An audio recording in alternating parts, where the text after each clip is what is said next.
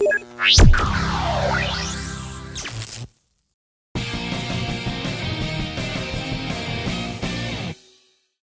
think the new NCAA rules, I think there's a positive and a negative to them. I think the positive is we have access to our players in the summer if they're on campus for 6 to 8 weeks.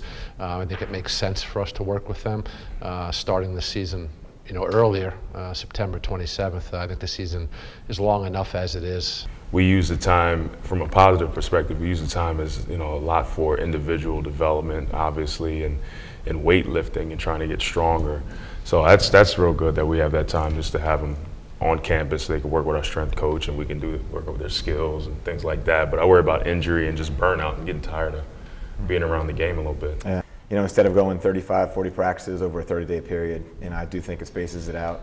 These are usually the times of the season, especially in the fall, where guys start getting a little bored, can't wait to get into the practice part. At least we're there with them. Right. I do think, if you really look at it and are able to space it out where you got a couple days off a week, it's what the intent was from a student-athlete standpoint, to give them an extra time. I mean, I think it's good and bad. I think it, again, elongates their feeling that the season is starting now sooner, but with only a couple hours a week, it also gives you a chance to work on some of those fundamentals, especially with the incoming players.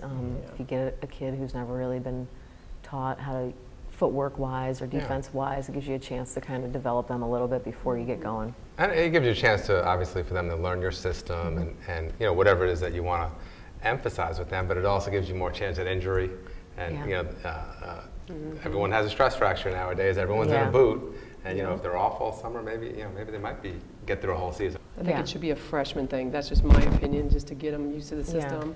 And I really worry about injury because they play all July. They're playing, and then they come and there's more playing, more pound on their bodies, and it just gives them more of an opportunity to get hurt, you know, and we are always trying to protect them from getting hurt and shorten up the season.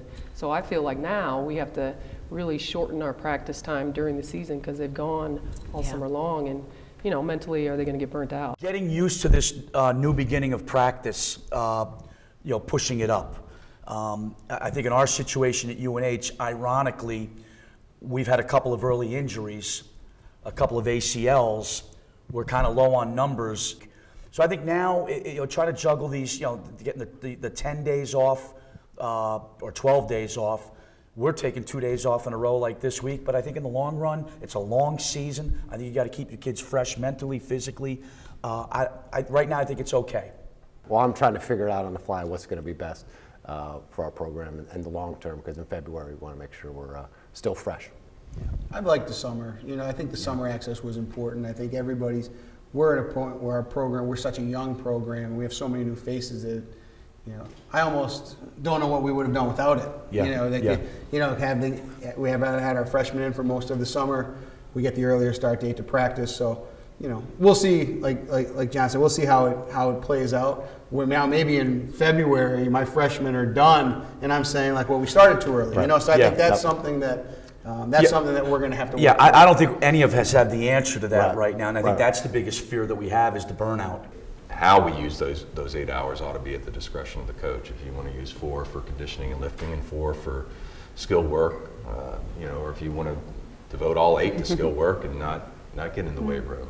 I think that ought to be up to the coach and kind of fit their style of play. I would agree with that, and keeping it under that 8 hours. I don't think we need any more access to it. I did enjoy the summer workouts this year. I think it was huge for our program anyway, in regards to skill development. I thought that was very beneficial, and now you're not trying to cram everything into a 4-week preseason before you start actual practice time. I think right now is going to be too much, and I think people are just kind of trying to wait and see how it does play in and factor in for the rest of the year.